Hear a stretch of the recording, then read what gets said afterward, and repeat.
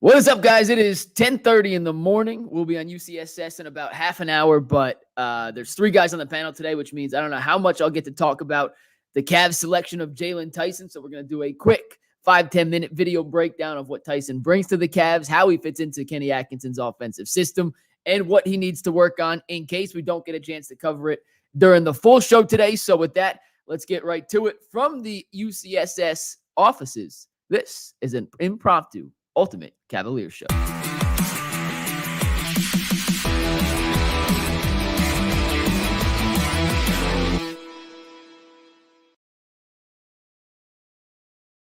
So last night on the live draft stream, when the Cavs took Jaylon Tyson out of Cal, I frankly was a bit taken back. I did a ton of research and studied and homework on about 15 different prospects. Tyson was on my list, but I really didn't think he was a possibility for Cleveland at number 20, so I didn't have as much prepared as I should have for the selection. Lesson learned, McNuggets. I'll keep that in mind for next time. However, I stayed up pretty late last night, spent a good time this morning going through a few of his games from his junior season at Cal, and here's some takeaways on Jaylon Tyson, the Cavs' big guard / small wing. You can call him whatever the hell you want. He's 6'6", 215, a Western Conference coach. That he had an NBA-ready body and strong as an ox were the two ways he described Jaylon Tyson after working him out. So big guard, small wing, you can call him whatever you want.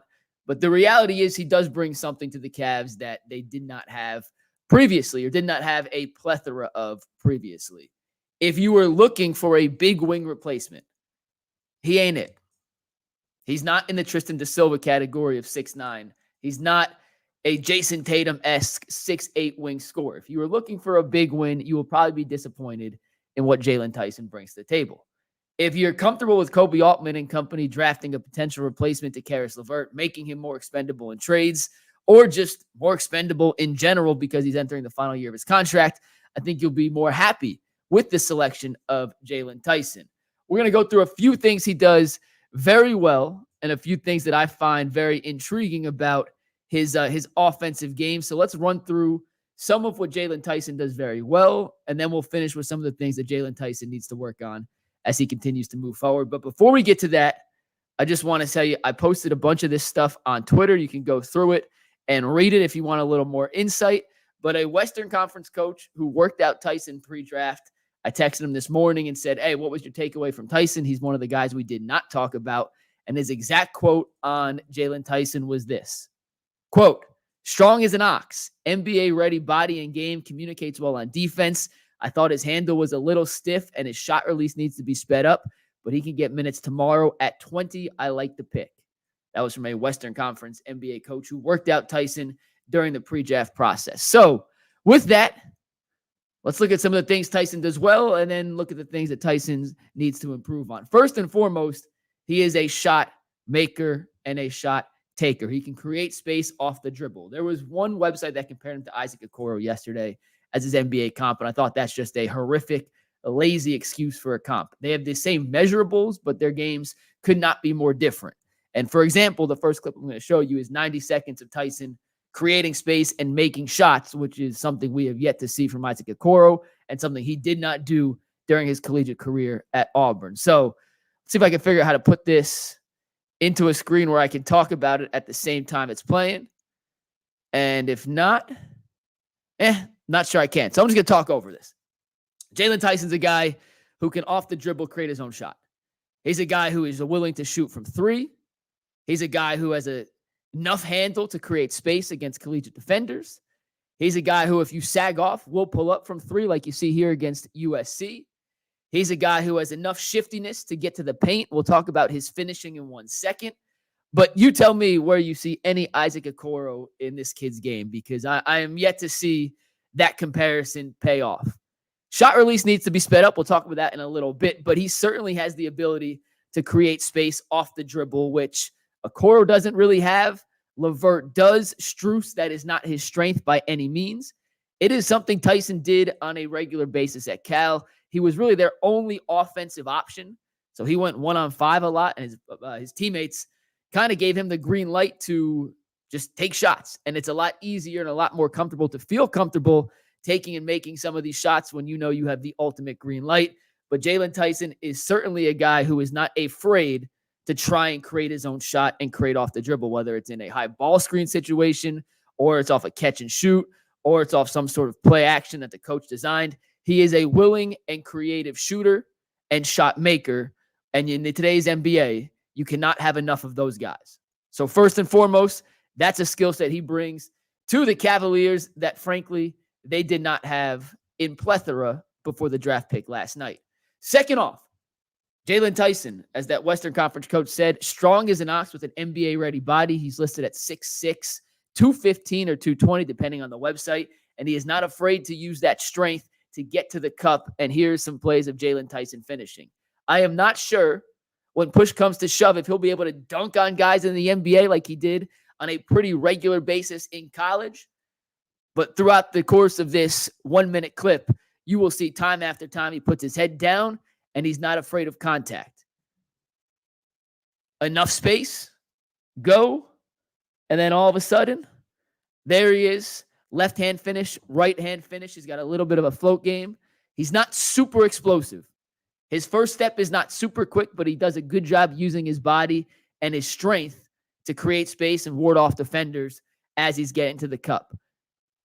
I don't think he's going to be able to take guys off the dribble left and right, but between his pull-up ability, which was he ranked very highly, I believe the 93rd percentile in the league in efficiency on pull-up jump shots, according to Cleaning the Glass, his ability to finish in transition, that individual particular skill set, I do think, translates well from college to the NBA. Like I said, he finished with his left hand, finished with his right hand, and we're going to bring this clip back to the beginning when it's over and just watch these first two clips. He has the aggression and the power to dunk on dudes if needed. I don't think he'll dunk on guys in the NBA, but I was impressed with his ability to finish with his left hand, with his right hand, and the aggression he showed attacking the rim. The thing I was most impressed with watching Tyson this morning and last night was the fact that even though he's a dominant scorer, led the Pac-12 in scoring, first team All-Pac-12 last year, he wasn't a guy who, when he wasn't involved in the offense, just stood around and said, oh, you guys go, I'll wait my turn. He was a willing and effective off-ball cutter, and as we talked about earlier in the week with the Kenny Atkinson hire, that is a big part of his offense. Cut, move, don't stand still, and check out some of these plays of Tyson here, cutting without the ball as an off-ball mover. For a guy who's a primary scorer, who is efficient and effective at scoring with the ball in his hands, he also is effective at scoring as an off-ball cutter. This skill set in particular translates very well to what Kenny Atkinson wants to do offensively. And I'm not sure how much say Atkinson had in this draft pick, considering he was just hired and has been overseas for most of the pre-draft process. But these off-ball cuts, I'm sure, will make him happy as he welcomes Jaylon Tyson into the fold. Those are the positives I found from looking at Jaylon Tyson's tape last night. Some of the negatives. His shot release, it definitely needs to be sped up. Listen, in the NBA, the space you get between your defender, the defender's ability to close out, the athleticism of NBA defenses and guys across the board are significantly higher than you'll see even in a conference like the Pac-12, which is a Power 5 conference. The release is a bit slow. It is not horrifically slow. It is not, oh my God, that can't be fixed slow, but it's definitely not quick. I mean, you look at Klay Thompson, Steph Curry, even Max Strus, these guys get it and the ball is out of their hands in half a second. That's not the case with Jaylon Tyson, and it's not a death sentence, but I'll play this clip again because this is the last one. It's not the quickest release. Let's just call a spade a spade. Can it work? Yes. Can he shoot at the NBA level? Absolutely. But something I'd like to see Jaylon Tyson improve upon as he goes through his NBA career is speeding up that release. In my opinion, from watching tape, it's much quicker off the dribble than it is in catch and shoot situations, but it is certainly an area of his game that can improve as he becomes a better player with NBA practice. It's not uncommon for guys to speed up their release as they get more comfortable shooting and as they get older and stronger and kind of learn the nuances of shooting in the NBA. But it's certainly right now not a strength of his like it is for some players coming out of college. The other thing I noticed watching the tape, when you score 20 points a game, there are a number of different ways you score. You're not usually just a primarily shooter. You're not just primarily a shooter or a driver. You mix it up. And something Tyson did a lot in college was use his NBA-ready frame and immense strength to post up smaller defenders. I just don't think he's going to be doing this very frequently on the NBA level. This is not even a knock on Tyson because he was pretty efficient and effective using his post-up game in college. I just don't expect that to be part of his offensive arsenal on the NBA level. So less of a knock and more of an observation, but this was something in his bag he went to quite frequently at the University of California. I don't think it's something we will see a ton on the NBA level. He's just going to be going up against bigger and stronger defenders who are more similar to his body type and strength, as opposed to undersized guards and forwards at Pacific or Montana State like it's in this clip. So not even necessarily a knock. I just don't think that's part of his offensive game we will see a ton of as he makes the transition from college to the pros. And if you're taking that out of his game and he scored, I don't know, let's just say 4 to 6 points a game off that, how does he make up for it?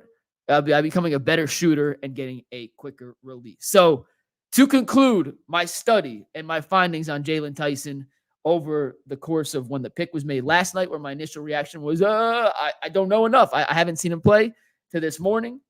I think he's a guy who is a ready-made fit for the Cavs rotation. I don't love the pick. I don't hate it. I understand why they went that direction. There were guys like Kayshawn George and in particular, Johnny Furphy and Kayshawn George, who I had ranked slightly higher than Jaylon Tyson, but they were more of projects. They were not going to be ready to step in and contribute from day one on an NBA level. And according to all reports from talking to guys who have worked out Tyson throughout the process, he has the body and the game to step in and play from day one in a rotation. I don't think he'll start. Frankly, I'd be shocked if he started, but I do think he can contribute to the Cavs pretty immediately once he gets into the fold of this offense. So in conclusion, I don't love the pick. I don't hate the pick. I'm kind of right in the middle on it. I'll call it a BB minus for now. But the reality is trying to grade a draft pick before he even steps on the court in the summer league is a futile and useless exercise. So let's all be patient and see if this kid can play or not. And then we can decide whether or not this was a good or a bad pick from Kobe Altman. Hopefully you guys enjoyed that breakdown. We'll talk much more about Jaylon Tyson on the show coming up here in 19 minutes. I appreciate you guys tuning in, and I'll see you in 20 minutes on the Ultimate Cleveland Sports Show. Peace.